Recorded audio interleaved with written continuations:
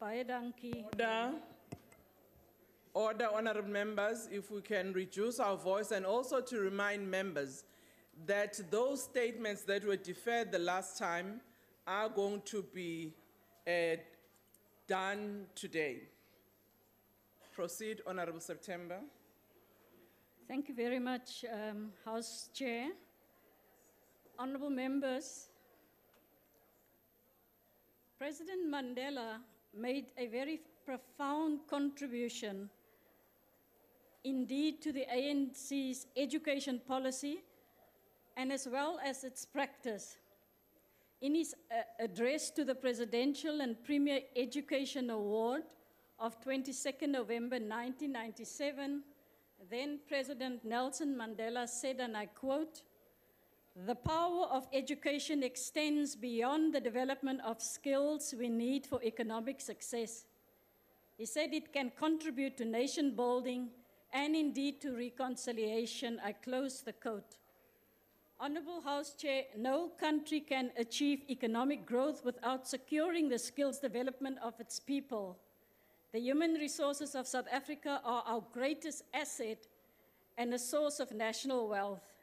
The ANC believe that without massive and consistent investment in our human resources, we will not achieve the economic development and growth that we need to ensure a productive economy.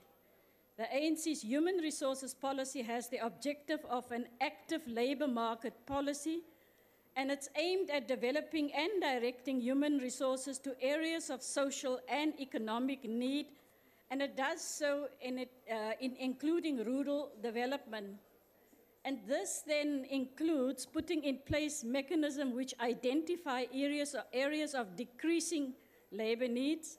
It will include the creation of opportunities as well as identifying existing opportunities where more people can gain useful and meaningful employment, but it will also make sure that workers whose employment is threatened by the introduction of new technology, of new forms of kind of work organization, or where there is a decline of certain sectors of the economy, are actively assisted and encouraged to develop the knowledge and skills needed so that they move to new areas of work. Communities, indeed, Honorable House Chair, will be encouraged to play an active role in identifying and in the Gini coefficient and corresponding to a reduction in inequality in the country, and therefore creating the creation of decent work opportunities. This council, indeed, are being led by the Deputy President, and former Deputy President and now President of the country has made many, many strides in the strategy at the HRDC. Some of the areas we are happy that they will be looking at is to see how we can build a flexible and responsive skill system, but also how a program the expansion of programs to address occupations in demand, including skills in new economies, as well as raising skills level of employed workers, and also implementing worker and shop steward education with a focus on workplace skills plan to address workplace training, as well as, very importantly, establishing effective structures and systems for achieving quality. We need in South Africa a skills for productive citizen for all in the country so that it can address the structural problems of the labor market, that which we have inherited in the past, and so that we can transform the South African labor market from one with a low skills base to one characterized by rising skills and a commitment to lifelong learning. And for some of the new things that needs to be done to achieve many of this is indeed we've got to address sectoral approaches to skills development. And this can form an important element of a combined aim of creating economic wealth, as well as having social objective that can both seek to engage employers in skills development, and whilst doing that, can develop better linkages between employer demand for skills and education and training supply. Therefore, honourable members, honourable Chair, where there is a demand for skills within the industry, the CETAs, Sector Education Training Authorities, must formalize supply thereof by way of, but they also should not be limited to learning programs funded through learnerships, including in that is apprenticeships, bursaries, internships, and skills programs. Such learning programs not only deliver skills and expertise, but also afford learnership the opportunity to become active, to play an active role within the realm of the South African economy. Gone are the days, honourable members, where the CETAs must be seen as a cash cow for looting, and where the CETAs must be seen to be introducing very strange projects that does not lend itself to the overall objective of economic and human resource development. Tebogo tells us that in her internship at Indwe, Risk, it was both exciting, she said, and both challenging to be exposed to different departments and industry. And in her 12th month, she was able to obtain a regulatory examination qualification, but this also made sure that she can have credits towards a short-term insurance qualification. This we certainly support. At the same time, at our colleges, we must rise to the occasion to ensure that competition can be acquired either through structured training in public or private TVET schools and centers, or through practical experience on the job in enterprises. This is a dual program that we certainly would support, and we are happy at the level of the HRDC. At last, the strategy have now started to give attention to systematically addressing key challenges associated with dysfunctional colleges, especially in the quality of learning and teaching, as well as the financial management, and to bring in new network models and guidelines to support college relationship with local industry. Some of this has been demonstrated at various partnerships, some being at SASO, some being at some of the other colleges. And this new way is required also at universities to form a very strong bond between each other. Some of the challenge we have is to ensure that we deal with the weakness in research and innovation, but also to make sure that we have a capable state.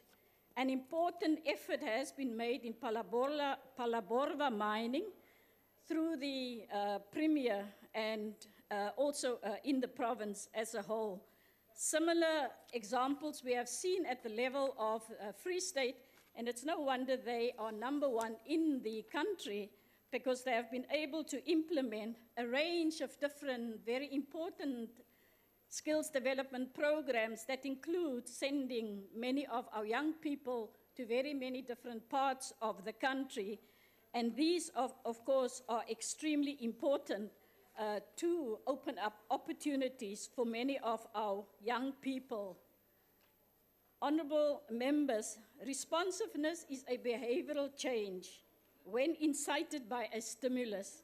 It is a characteristic of biological organism. Adaptation to changes in environmental conditions, and those are in learning, in an ecological prerequisite of survival. Responsiveness is to drive to survive. As applied to universities, responsiveness means meeting society's broad expectations that higher education will adapt to change and contribute to national needs. We are forced, honourable members, to introduce new ways as knowledge and technology are changing so fast that specific skills for specific needs increasingly have to be generated on the job. House Chair, honourable members, let's say we've heard a lot of inputs here today, and I think it's important to say that there are in many instances where we've heard what the members have said. There are very many important points you have put forward also, And we think that those points can help us to take the debate forward, and the ultimate goal that we would want to reach is important. As the ANC and in our program, we will continue to make sure that we address the technical and vocational education and training, and in particular the information systems, the management systems, and so on. But for all the successes, honourable members, that we have, I want today to pay homage to a very outstanding public servant that we've had in the form of Feroz Patel. Feroz was the DDG of the Tivet colleges. Feroz Patel passed on last week, and we are very, very sad that indeed such a well and capable person are lost in the system, that the family do not have him. We don't have him to come to Parliament anymore. But we must say thank you very much for the contribution that he has made as it relates to the Tivet colleges, and the power that he took to make sure that he addressed all the different issues that we have raised insofar as the colleges is concerned. We will miss you, Feroz, and may your soul indeed rest in peace. Your work will never be forgotten. Honourable members, it's important to say that we must continue to address the bond that we have between the universities and the colleges and the CETAs. We cannot separate them and think that what we can do is to give young people the kind of assistance that they require. They require assistance in the labour market. They require advice. And we think that this is what we can input into the entire discourse to make sure that we can address an increase in the post-school institutions. And we must do so by ensuring that this advice that they require can be and should be in each and every institutions in the form of support centers. But more important, the department have addressed programs to address the skills deficit that many are talking about, and has started programs such as the New Generation of Academics programs. And this program, indeed, honourable members, empowers young graduates that you have spoken about in obtaining their postgraduate qualifications and indeed their master's qualifications, and therefore become academics. I'm sure Honourable Ndlozi was a beneficiary of this great program also, and has got his doctorate through this. But we think, Honourable Ndlozi, I was addressing you, we think that the points that he has made certainly is very useful, and I think it's points that we can take into consideration. But to address the issue that he has spoken about, we've got already, Honourable Ndlozi, the DTI job fund that gives refunds when there are job programs. Already they have what is called the 40% that they give incentives, and in particular to the black industrialists. And at the level both of the IDC and the DTI, there are a range of different funded projects. It's interesting you raised the issue of the bank, but there are these DTI and IDC funded projects that we do have, and they are focusing on manufacturing. They are focusing on iron and steel, and they are focusing also on a range of other manufacturing, both in the finance, project management, a range of those kind of things. And we think it's important. I support the honourable member that said, indeed, honourable, the member from the ANC, indeed the president has walked the talk today by launching the program. I want to say, honourable members, it's been very interesting. On the one side, we hear in the DA, close the Tivets and scrap the CETAs. On the other side, we hear strengthen the CETAs and make sure. Which one is it, honourable members of the DA? Which camp is it that is speaking? Because at the beginning it says close, at the end speaker says we should open that. But then, of course, we've heard all these contradictions for a long time. On the one side, they say we don't support land reform, and then the other side, they say we will give you what is called title deeds. Of course, this continuation will continue, and I'm sure we cannot take into consideration Honourable any member, of the issues your time that is they have now raised. expired. Thank you.